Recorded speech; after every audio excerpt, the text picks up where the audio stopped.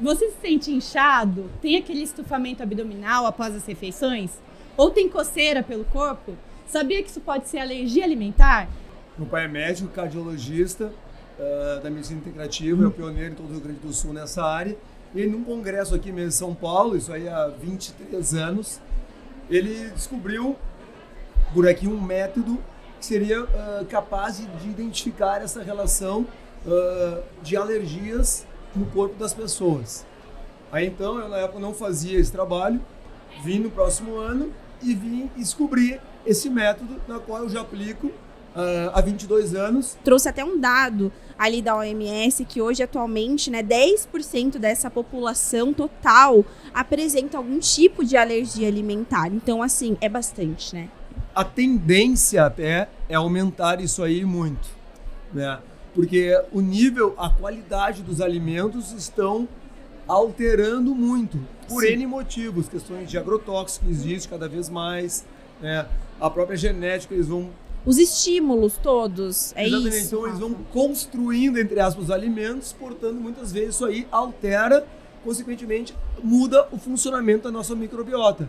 E aí começa a surgir vários sintomas negativos da nossa E por isso que talvez, me corrija se eu estiver errada, tá, Rafa? Eu não sou especialista nessa área, né?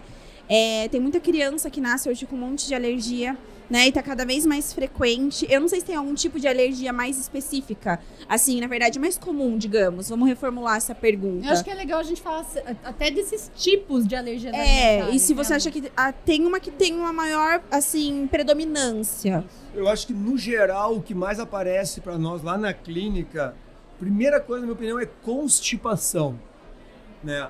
Já que nosso público lá acho que cerca de 90% do público feminino, então constipação é um grau extremamente alto, posteriormente enxaquecas, né? Que isso aí é uma coisa que atrapalha muito a vida, e aí vem outras coisas, como inchaços abdominais, excesso de gases, e muitos outros estão sim relacionados às alergias tardias. Então as pessoas procuram o seu atendimento, na verdade, com outras queixas, que não muitas vezes a alergia, e depois São você... outros sintomas. Exatamente, porque eu vou citar para vocês especificamente o que está ligado às alergias, e as pessoas muitas vezes não têm a mínima ideia que isso vem sim pelo alimento. Nossa. Então, pessoas que têm azia, rinite, refluxo, enxaqueca, dores abdominais, excesso de gases, constipações, diarreia, dermatite, asma, acne, Muita coisa, né? dores abdominais, doenças autoimunes, como psoríase, tireoidite de Hashimoto, doenças celíacas, pessoas que têm muitas coceiras no corpo, tudo isso, vermelhidões, tudo isso aí está 100% relacionado com a alergia alimentar tardia. Então, muitas das pessoas, elas acham que elas são assim, mas na verdade elas estão assim por estar comendo algo que inflama o corpo dela. E por que a gente chama de alergia alimentar tardia? Ótima pergunta.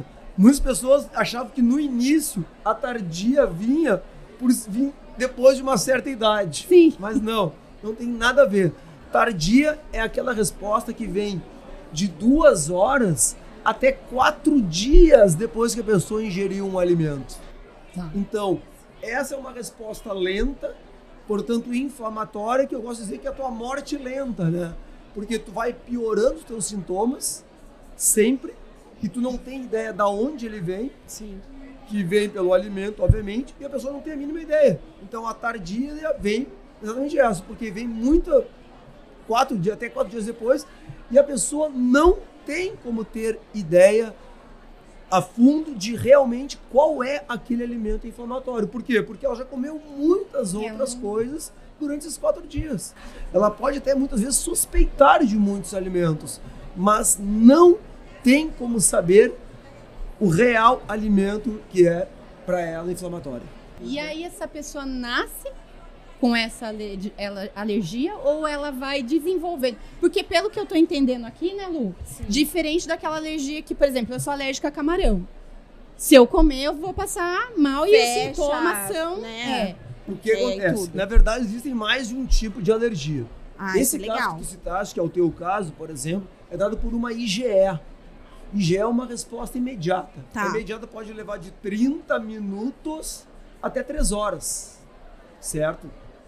No meu caso, o meu trabalho é dada por uma IgG do tipo 4, que são respostas inflamatórias. É um outro tipo de alergia, certo? Uma, no teu caso, grave, porque a pessoa pode falecer, Sim. né? Se ela não for para um hospital, tomar uma injeção rapidamente, pode falecer. No meu caso, é por isso que eu disse que é uma morte lenta. Tu não vai morrer, mas tu vai continuar te inflamando, não tendo uma qualidade de vida. Você consegue dar um exemplo, assim, Rafa, para tornar mais prático? Sim, de alergia. De alergia. Exemplo, no caso da Laís, é a camarão.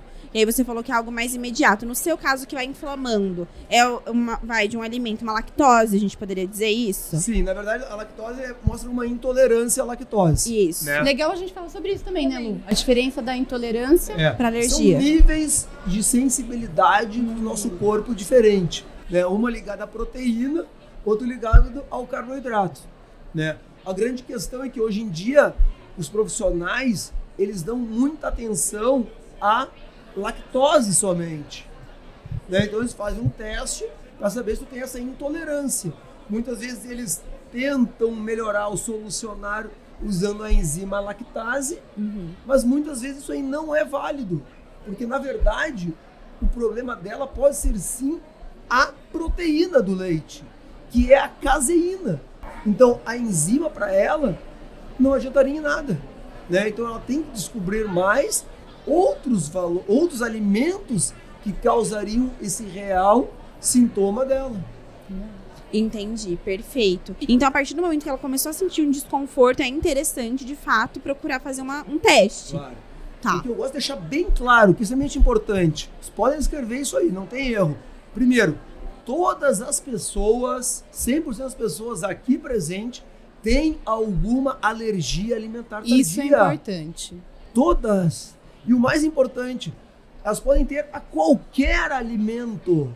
Então, muitas vezes a gente consegue melhorar sintomas das pessoas, não é excluindo, não falar que virou modinha, o trigo, ou glúten, ou leite. Cara, eu já tenho N casos, N pacientes que já estavam há anos sem consumir nada de trigo, nada de glúten, nada de leites ou derivados, e os sintomas persistiam. Como que é feito esse diagnóstico para você começar a iniciar esse trabalho de exclusão, enfim? Claro, primeiro, nós temos um protocolo que seria o seguinte: a gente não passa uma dieta, uma reeducação alimentar na primeira consulta. Por quê? Exatamente por essa questão. Então, as pessoas têm que identificar o alimento que inflama. Como eu disse, qualquer alimento pode ser. O meu pai tem a cacau, eu tenho a cevada e a levedura. Sim. A minha mãe tinha abacaxi, que dava coceira no corpo dela. É bem específico de pessoa para pessoa. E tu pode ter mais de um alimento. Tem pessoas que têm a brócolis, tem pessoas que comem feijão e dá excesso de gases. Sim. Para mim, não. Então, o que a pessoa tem que entender? O mais importante que eu digo, onde existem as generalizações, nem sempre funciona. Por que isso? Resposta simples. Porque as generalizações não são para todos. É sempre individualizado. Quando tu não trabalha a parte individual, muitas vezes pode, como não pode funcionar. Entendi. Tu pode ter respostas excelentes utilizando, por exemplo, outros métodos, tipo Food Maps. Tu pode ter respostas excelentes. Mas tem pessoas que não funcionam. É que é um conjunto, né? É igual, assim, a Lá acabou de te falar em relação a excluir o alimento, né? Ali você vai fazer toda a análise, se a pessoa tá precisando retirar naquele momento, mas igual a gente tinha conversado antes, né, de começar de fato o podcast, a pessoa pode retornar, porventura, em algum momento a consumir? Tu pode sim voltar a comer. O que a gente faz? Após a realização dos testes, nós sugerimos ela ficar sem aquele alimento de 3 a 4 meses. Caso ela queira fazer uma reintrodução, né, por isso que eu trabalho com nutricionistas, né, já que eu não sou. Eu trabalho por quê? Porque essa é uma das funções.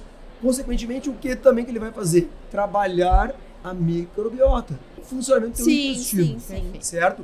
Então, muitas vezes existe o quê? Produtos como Sinfor, as enzimas, Isso é o quê? Ajuda a melhorar essa receptividade alimentar. Tu vai o quê? Tu vai começar o processo de desinflamação.